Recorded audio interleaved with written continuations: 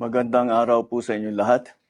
Ito po ay isa pang report na aking ginagawa upang malaman ng taong bayan kung ano na ang nangyayari tungkol sa mga flood control na kaso na naging iskandalo.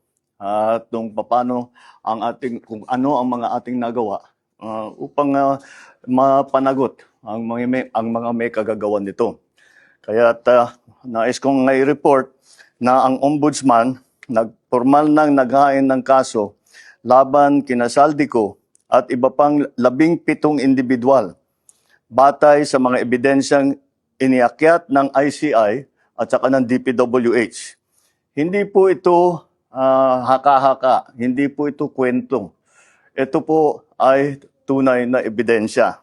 At ito po, para hindi ko na babasahin, pero makikita naman ninyo sa